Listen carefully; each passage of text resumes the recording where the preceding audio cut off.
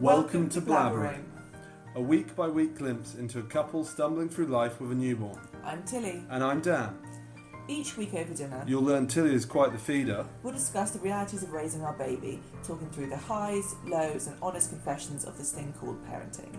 Parenting won't be easy, but let's at least laugh about it. This is Blabbering. Okay. Welcome to week 6 of Blabbering. It's been an exciting week. Just now we're 15 minutes into the recording after an hour and a half of me trying to set it up. She's now got the hiccups. She was asleep before, but we used up that window. She keeps waking and just wanting to latch, but not actually wanting to drink. So that's fun. I'm now being headbutted. But this week we have a delicious chicken and chorizo pie. That is because it was my birthday. Yep. Daddy's 30. Yep. And so I got to choose dinner. So I went with creamy chicken and chorizo pie with mashed potato. Yeah, all the dairy. And double carb. Snoring tonight. Yeah, so you're 30, which is weird now, isn't it? Thinking, we've been together for pretty much all of this decade. We started dating when we were 21. Not quite. Had one good year beforehand. Yeah, exactly. One wild year. Whoa. No, neither of us have a particularly wild people. Particularly when it came to romance. We had our first relationship with each other, haven't we? Yeah. I did a few flings, but never anything worth committing any time to until I met this man. Like shovel pie in my face. Yeah. But it's been fun, isn't it, reminiscing sort of about how much things have changed. When we first started dating, we were at 21 at university. No responsibilities, really, other than to get a degree. Well, that's what I think's the mad one. Like when I look back, kind of getting married, people always go, "Oh, it's such a big commitment." And I kind of think to myself, "Well, yeah, I'm committing to looking after you, but that's not really that hard. Like, it's not like you need much. So it's more supporting and helping you grow. It's not really." Whereas then, like, having a kid is just a whole nother thing. So now, kind of when I was just thinking about this the other day, there will be very few opportunities for whimsical fun. What do you mean by whimsical fun? Spontaneous. Okay. Spontaneous and just, let's just go do that. Not kind of like, Yeah, this isn't a period of spontaneity. No. Well, that's fun. Yeah, it is. It's just... We'll have that again. We will. It's more because, I guess... So, for my 30th, Tilly, you went and stayed at your mum's. And so that my gift was a baby-free night. Yeah, so I got to go out and go on a pub crawl with my friends, knowing that I could go home and just sleep. Yeah. Which was great fun. Absolutely loved it. But that obviously was planning. Yeah. Like, I can't just go on a sesh anymore. Whereas back like 2 months ago, I'd have just been able to text you and just sort of say, "You alright if I, go out with the boys tonight," or whatever. Yeah. And that would be fine. Yeah, I mean, so true. I mean, most of the time I'd still be okay with it now, to be honest. Like, but I'd feel very guilty. Yeah. But also, how often does that actually happen? No, not very often, but there were times. But then the other factor is level of inebriation. Like, what if I'm needed? Before, I'm not really needed either. Yeah. So, for example, I remember there was a day when I got absolutely hammered on a bank holiday Monday. Uh-huh. The rest of my week suffered real badly. But at the end of the day, I could get absolutely hammered on a Monday because I knew that I wasn't going to be needed. Yeah. Whereas now I feel like, yeah, if I was to call you and go, "Oh, are you happy if I, go out tonight?" Mm-hmm. And there's always kind of this thing in the back of my mind that's like, what if something happens? I guess that was still there when you were pregnant. Yeah. Still got bladdered and ended up in the hospital on the wrong day, didn't I? I think we can fall into love with making these things bigger than they are.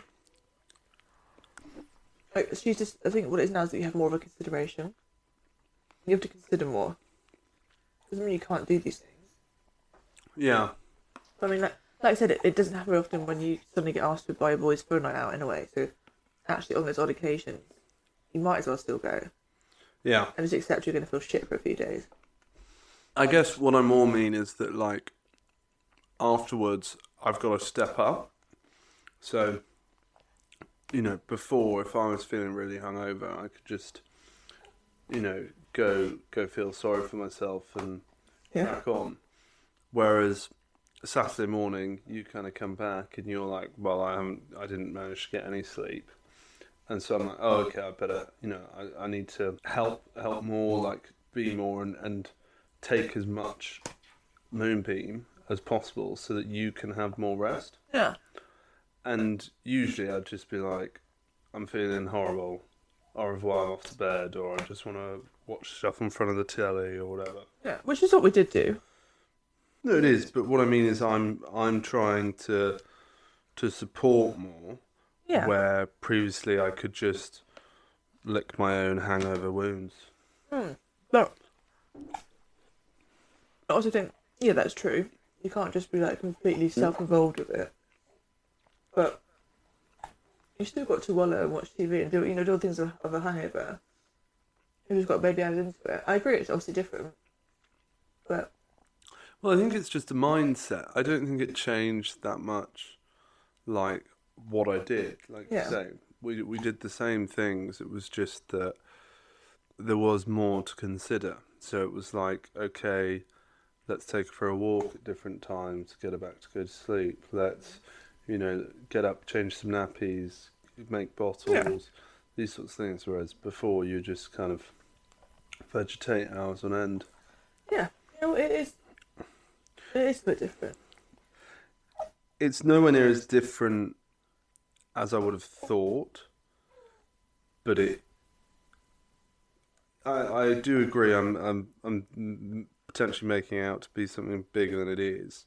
Do you think it's more that you're doing that thing that I know you do sometimes, and also I think lots of people do? We are sort of romanticising, glamorising past of those roasted views of what used to be. I've lost that now, and so suddenly that becomes a bigger thing than actually it is. What do you mean? I was always out on the sesh. Had such a social life. Just spontaneity everywhere. Yes. Overflowing spontaneity. You were a wild thing. I definitely think I am. I'm not saying that I can't do those things as if I used to do them. I'm saying that I've lost the option to do them in the same way that I could. It's not that I just can't do them. It's just like you say, they take a lot more consideration.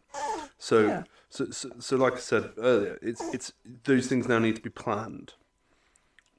Yeah, they do have to be more considered parenting before. Like, parenting doesn't have to stop you doing things. You have to think differently about how you do things.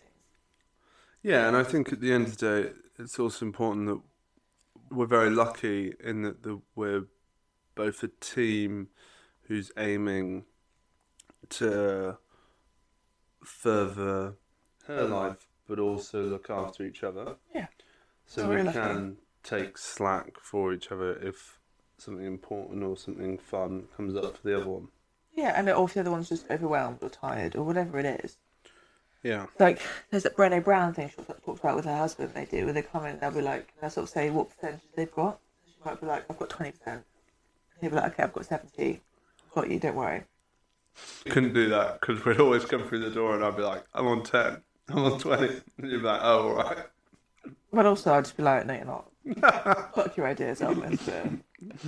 But yeah, well, like, there might be times where they're both like, I've only got 10, and then he's only got 10. They're like, okay, how do we navigate this? But it's always that conversation of like, how do we make this work? If it's a day, well, one of you's got more to give, and the other one's got less to give, then you take the reins. And I think that's just what it is at the moment, isn't it? Yeah. There's going to be days where I'm struggling more, or you're struggling more, because we're tired, or whatever, or a reason, we've had a shit day. But as long as we keep talking, and we like you said, we're a team, we support each other. On the days we both got nothing to give, or like very little to give, then we get through it. We make a plan and just go through it. Yeah, we're very good at that. Just head down, get over yourself. Exactly, your favourite saying. Yeah, something I'm not great at doing. Yeah, I think it is interesting thinking now about going into our 30s and next decade. We have the 20s, which is at the end of the day, like it's a massive decade of change. You really evolve in your 20s. You go from basically being, I know you're technically an adult, honey, but you're not a fully fledged grown up. I think you go from being that, hopefully becoming an adult. Not everyone does. Some people still go to the 30s, quite childlike. But hopefully you know who you are. I think that's definitely how I feel. In my 20s, I feel like at the beginning I was, a teenage version of myself. I was still growing. I know I was obviously always still growing and evolving, but I think I didn't fully know who I was, or wasn't confident who I was completely. Yeah, I think there's, going back to that rose-tinted thing, there's a lot of things that I wish I'd done, but realistically, would I have done? Like, now I realise that I'm going to get a lot less free time, and I go, I wish I had done more skiing, mountain biking, these sorts of, activities that might take a day, might take a week, but now once you've got kids, you've really got to consider how you do them. Like, it's really hard to go skiing with a baby. Absolutely. Yeah. Supposedly the Swiss don't like that. I think the French are a bit more loose. Okay, so if French. Or just go to Eastern Europe. Yeah. Probably get. Or just take it in turns. Let's be honest, it's probably gonna be a long time until we've got the stamina to do a full day skiing. So just one of us does half the day, and the other one's the baby. And they swap around. Or we'll make one of those little kids who's 3 and skiing down a mountain. I'd love to if we go skiing enough, but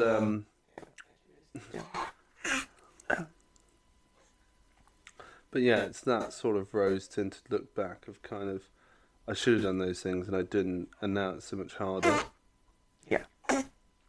Would I have done those? The fact that I could have and didn't. Sort of your answer, isn't it, really? Yeah. Yeah, there's lots of things that you could have done and would have been nice to do, but it's just your priorities, isn't it?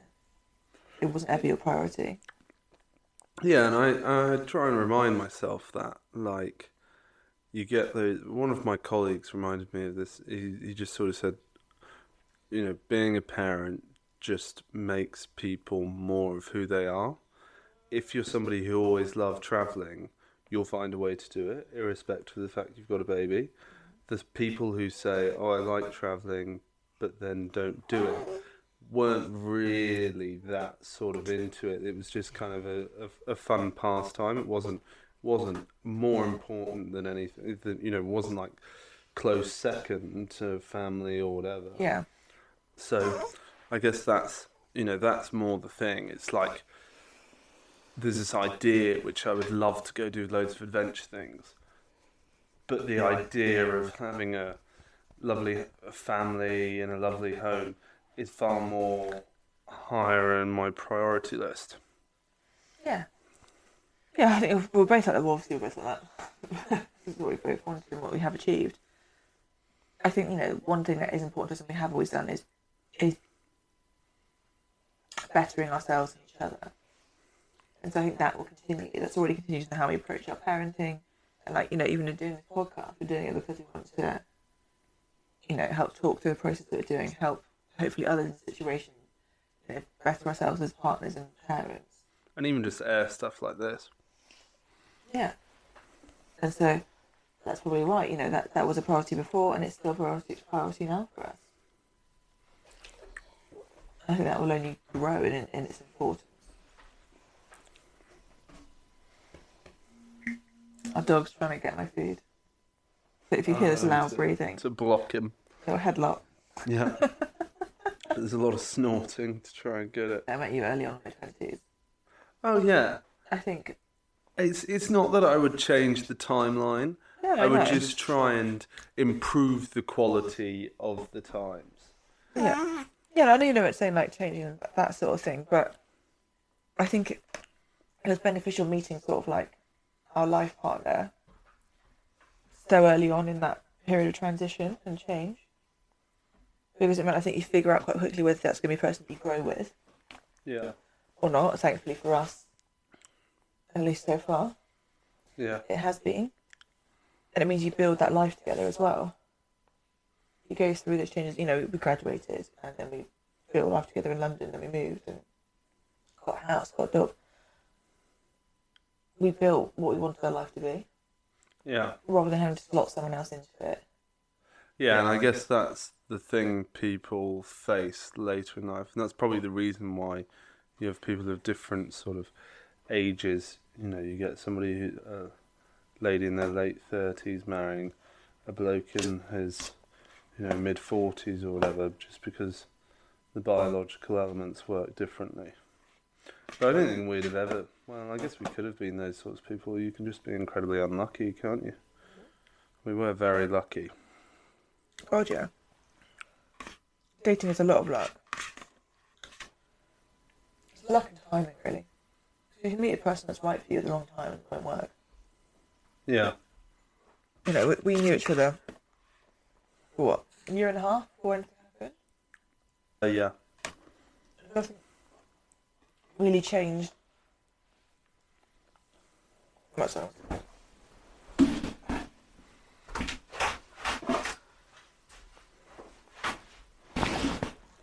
With sort of like how we would interact with each other. It just, you know, obviously there came a point when we were Ready. So we looked at each other differently. But I was having this conversation with my sister the other day about dating, and I was just saying about, I don't envy anyone dating right now. It's complicated. Oh, 100% no. And I do get what people want, you know, I do massively get the benefit of meeting someone early on in your adult life. I think it's a combination of things. I think we're very fortunate in that we both believe that there are very few problems that require us to try and replace each other. And I remember you saying that really early on, actually, in our relationship. I think we've been together, like, you know, we said love you by this point. So we were obviously committed to each other.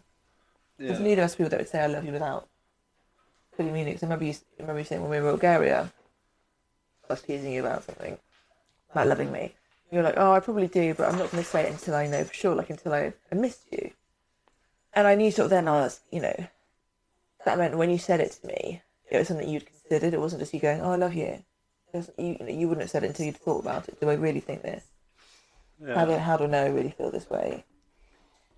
Which, of course, I then Googled multiple times, found lots of different articles on what it means to how you know when you love someone. Yeah, of course you did. Absolutely. Lorty. But, you know, when you told me, I knew you meant it. So it meant so much more. And so, yeah, you know, by that point, I knew we were committed to each other. And I remember saying to my friends, I think we've been dating like 4 or 5 months, I was like, yeah, I'm pretty sure I'm going to marry him. Like, this is the guy I'm going to marry. And they're like, what? I was like, I'm not saying I'm marrying him now, but that's where I see this going. I remember us talking about futures and stuff, and you saying, well, I don't really see any reason why we wouldn't. Like, I don't see any reason why we would break up. There's very little that I feel we couldn't get through, or like would be a reason why we would separate. Yeah. And I think this is also perpetuated by this idea of Mr. Right or Mrs. Right. You know, the one for you is that you think that, oh, if there's some sort of small problem, they must be not the right match. Yeah, we're taught the wrong things about love, aren't we? Whereas you and I, you know, we're very fortunate in that we have very few big arguments, but when we disagree on anything, our first reaction is that it's must be our fault, and we as neurotics we straight away try and think, okay, what did I do wrong and how do I change it? Yeah. And so, you know, there's not this kind of like argument that then leads you to thinking, oh, would I be better off that? If you get what I mean. Yeah, no, absolutely. I do know what you mean. Yeah, I think both of us believe that there isn't the one There's plenty of people that could be right for you, but all of them are going to take work. I think we're quite realistic in our outlook of love. Yeah. I know we both think that love is a verb. It's a doing word. It's active. It's not passive. It's not just happens to you. You have to put in the work. Like falling in love, incredibly easy. It's lots of chemicals and euphoric feelings and emotions. And it's, you know, quite intoxicating what it can be. But staying in love, it's graft. Yeah. As unsexy as that sounds, it is. You've got to put in the time and the work and understand that person isn't perfect. Neither are you. You're both flawed humans. Therefore, you're not going to always make each other happy. You're going to piss each other off sometimes. You're upset each other and have differences and opinions and wants. But as long as you remain believing that you do want to be with them, you're willing to both willing to put in that work, you get through most things. Yeah, I think that's the important thing is that, you know, I look at people who I know from work who get divorced sort of in their late 30s, early 40s or mid, you know, that period, sort of late 30s and 40s. Yeah. And it's because they just grew in their career and they neglected their relationship while their partner either wanted to grow the relationship or grew in their own other way. And then if you don't kind of have that combined base that you're growing in, you eventually grow apart. Yeah, I completely agree. I think it's very easy to do that. I think both of us, it's very easy to get obsessed with our careers and focus just on that. I think thankfully, because we're both like that and also both aware of not wanting to be like that and something that we do want to prioritise and our family, we'll be quite open with each other and vocal about that. We saw what happened. Yeah. Yeah, so there's been jobs that both of us could have taken that we turned down. You know, it wouldn't have been a very good balance for us. Well, mainly you turn them down. Me, I've just not applied for the ones that I know. Probably wouldn't have got them, but just haven't applied. Well, some jobs I've not applied for, I've been approached for. Turn them down. Those places had different things to have been, but yeah, I did turn them down. Oh, well, I thought Moonbeam wouldn't be here if Mama was PTing in Dubai. Oh, chefing in Dubai, was it? Yeah. It was combined. Yeah, it was. PT and... Well, there's a couple of things, but there's quite a lot of jobs that be offered that come from Dubai. It's a lot of money, isn't it? And the fact... Dubai was it? Oh. It was both. It was because women, there was some strict Muslim women weren't able to have a male PT, wasn't it? They wanted to be a live-in chef and personal trainer, wasn't it? Oh, okay. One of them was. So the safety aspect of it being a woman. Yeah. Because it was meant to be like 24/7 for 6 months.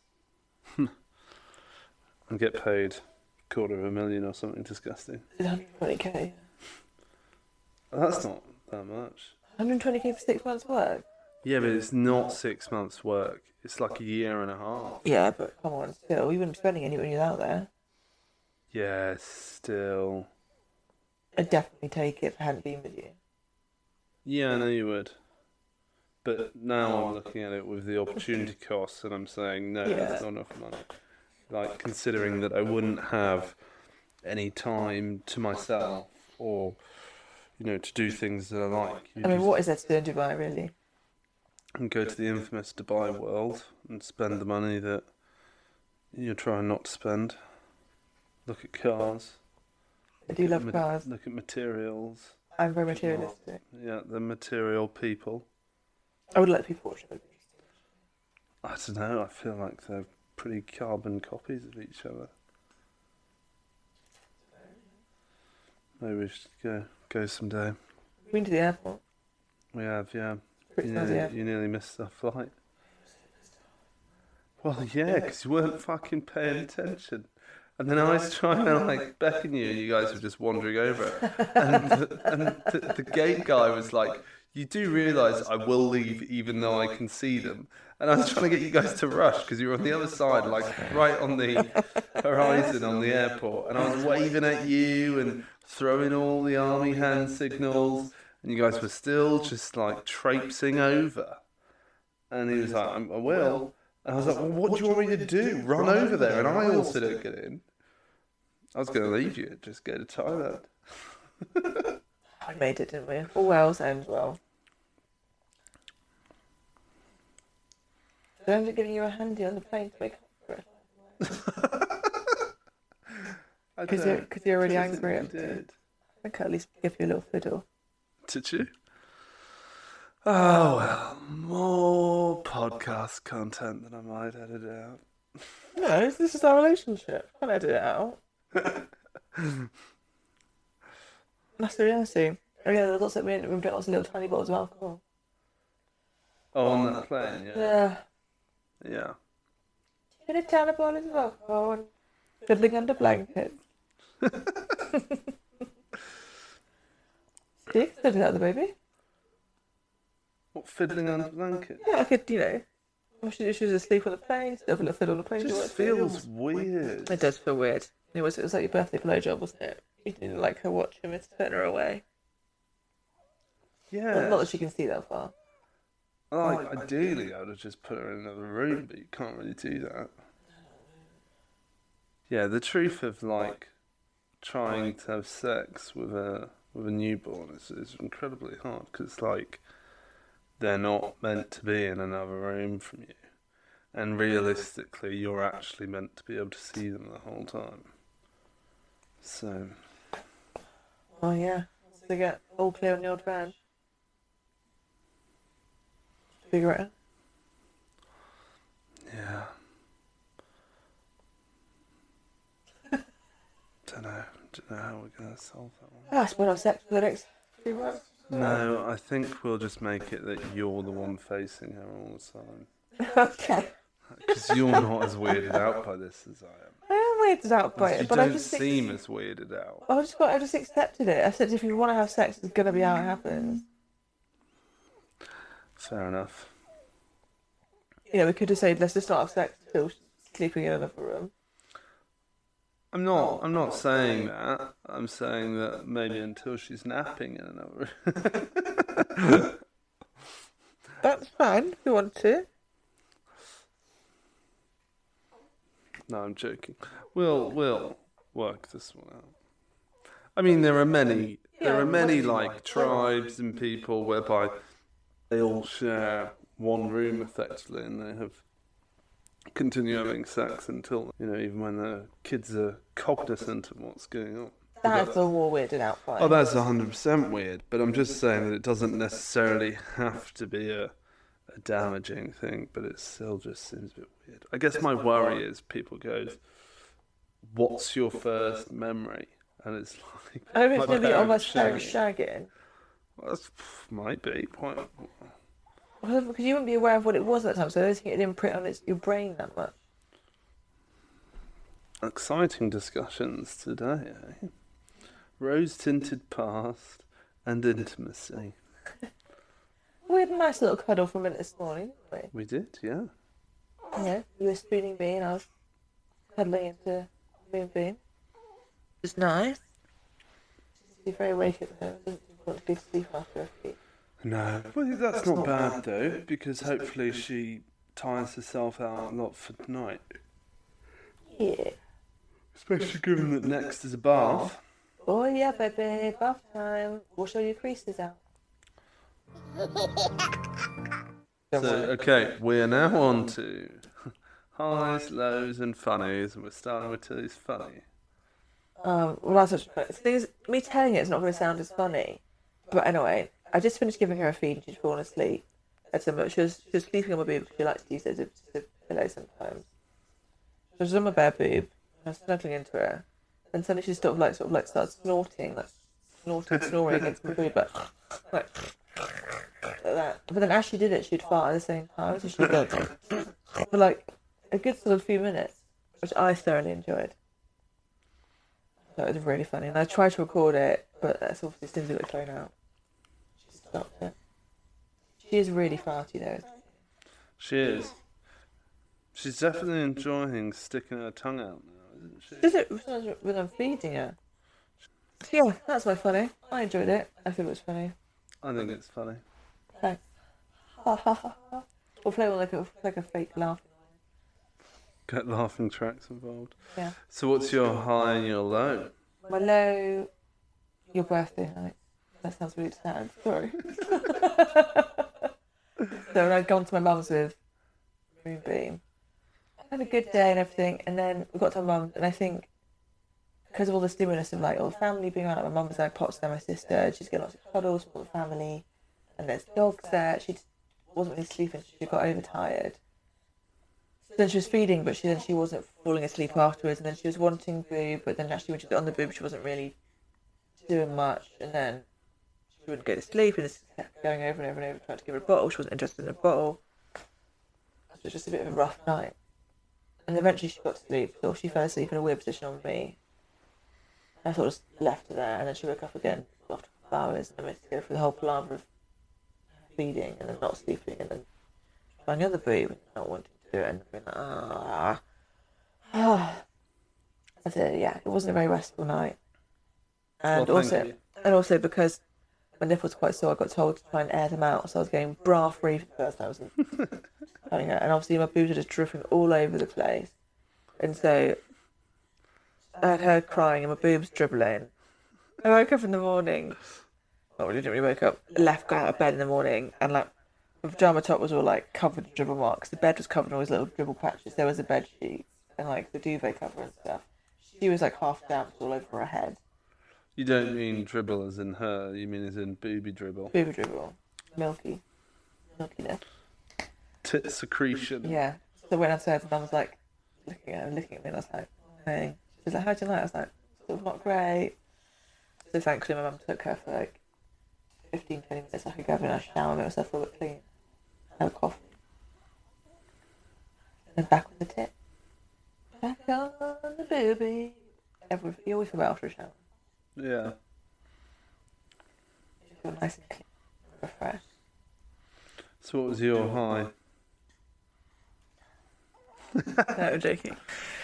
No, it's been nice. She's having, I guess it's multiple things. She's having a bit more of a wait time now. She's being more alert. She's doing lots more like sort of like smiles and not sort of giggles, but interactions, which is really nice. And farting. Always farting. You may have just heard her farting on the mic. So yeah, it's really lovely to sort of see her interactions now. I've enjoyed that. Her more alert. Smiling. Although I'm still not sure what point it becomes real smiles. But I know that she likes a particular chin. Makes it to make a smile. Oh. Give her a little rub under her chin. Is it like that? You and the dog. Yeah. You've gone into full lizard mode right now. You're just flicking that tongue out. Well, now Got she's a a little- bit, she's like making the most of it. Got a little snake over here. I'm hoping that means her tongue is getting nice and strong, and so she's going to get a bit more gentle on my nipples. But you'd say there's definitely been a marked increase post-op. Well, tongue to tie snip. Is it increasing what? Well, her feeds, you just in the general breastfeeding. Oh yeah, definitely. Like it's definitely better. She feeds a lot more strongly, so it's quite a bit. And I now feel confident in the fact that if she's been feeding well for like half an hour, and she's starting to go into her sort of just like, I think they call it like fluttering, sort of like she just sort of like little sucks at the nipple, but isn't actually really swallowing anything. By that point, I'm more confident just taking her off and be like, well, I know she's had enough now. Yeah. She's just fanning around. Like, she's got The switch still? It depends, really, like how recently I fed on the other boob. Okay. Most of the time I'll give her the other boob. If it's just like, if she's recently fed up and there's not much in it, I won't bother. Also, I know she's had enough at that point. And if she doesn't say, I'll just whack her in the papoose. Go for a quick little stroll. Leave her bye-byes. So, one midwife called it the salad and the chips. When is the salad and when's the chips? in terms of the fatty milk. No, so yeah. The beginning is when it's thinner and it's fattier at the end. And Why so is it thinner at the beginning? Sure, you'd start with the high quality. yeah, that's what I thought, but that's not what the body thinks. So. Maybe I guess you want a quick shot of it so the baby knows what it's doing and starts really. Yeah. But no, because often she'll feed quite strongly. Then towards the end, she'll do like a few sucks, swallows, and then she'll stop. And she'll do it again, stop. So she'll do that for a while, and then once she's finished that, then she starts doing a little fluttering. So apparently, as long as you let her do the sort of sucking and stopping, that's generally when she's getting to the fatty stuff. We'd know if she wasn't getting the fatty stuff because her poo would go green. Oh, okay. Apparently.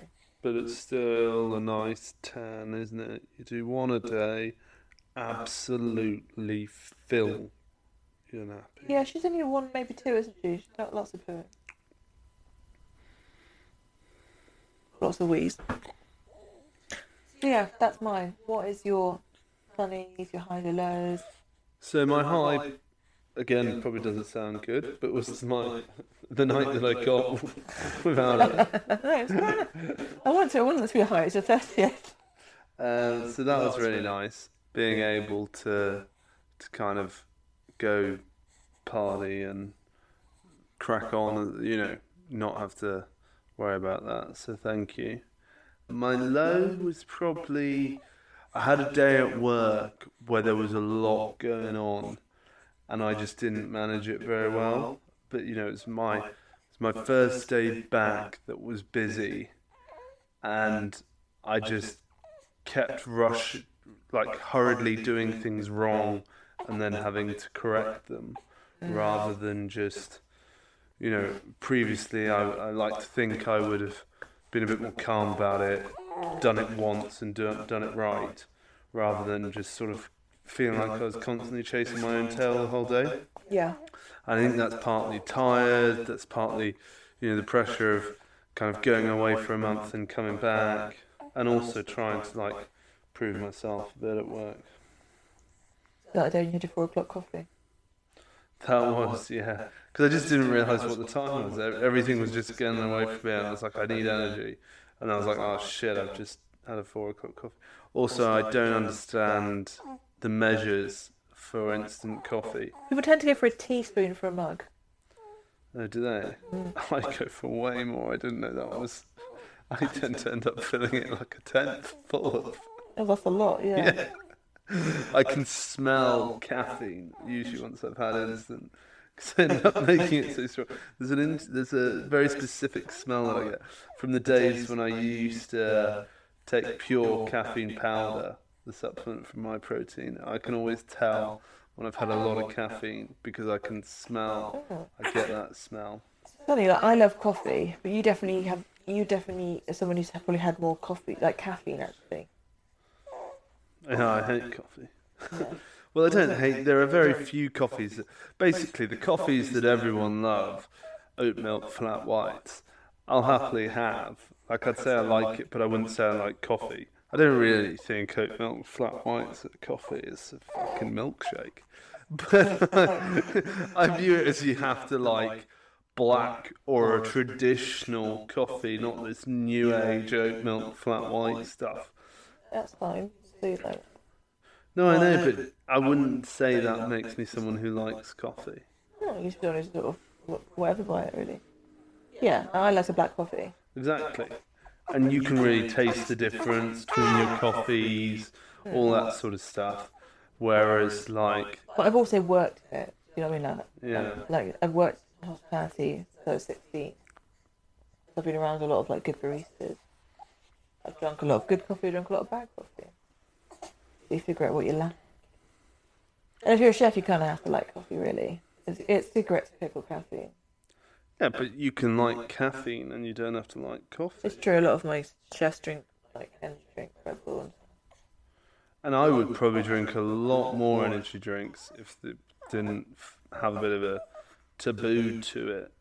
I don't feel like you can drink them in a professional services office.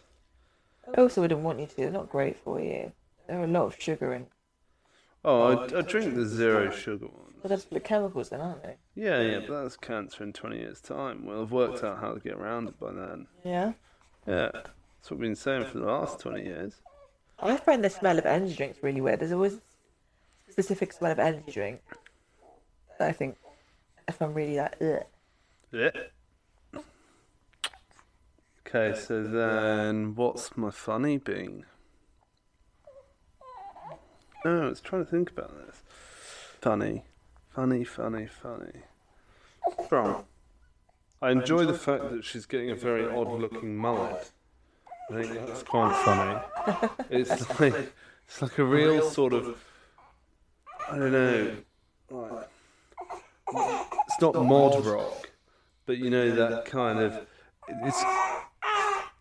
it's all spiky round the crown, and then mullety. Well, it's like someone who's got a mullet but also receding. Yeah. Feel a bit like your uncle.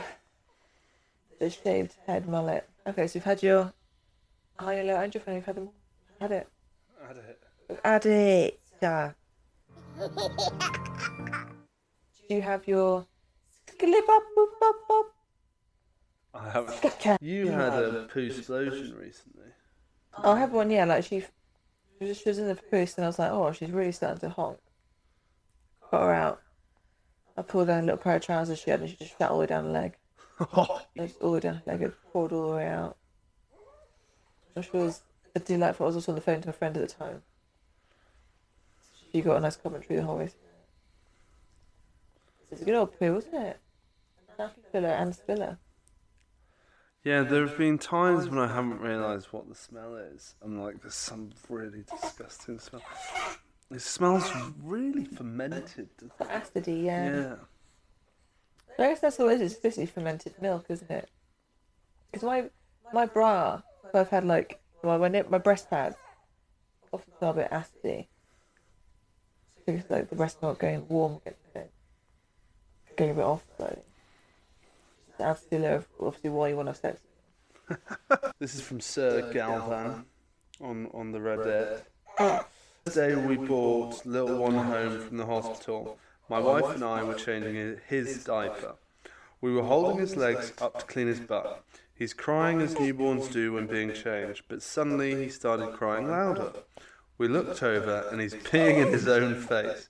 My wife and I felt horrible and immediately started an impromptu bath, wiping him down with soapy water. We had our first paediatrician the next day and we asked if he's had anything to worry about. The paediatrician said, "Nah, he's fine. Pee is sterile and it's going to happen a lot." We've since taken measures to keep him from peeing in his face or our faces, but it was one hell of a first day home. You peed in your dad's mouth, didn't you? Me? No, was it Finn? It wouldn't have been me. I don't think I got that much projectile. What was the story? I think one of you. Was it my dad? I thought it was someone else that got peed in the mouth. Someone else. Anyway, someone else had a similar story where they held their baby up when they were naked, trying to chat to it, and then it just started weighing. Alrighty. Bye. Alright, let's get you in the bar.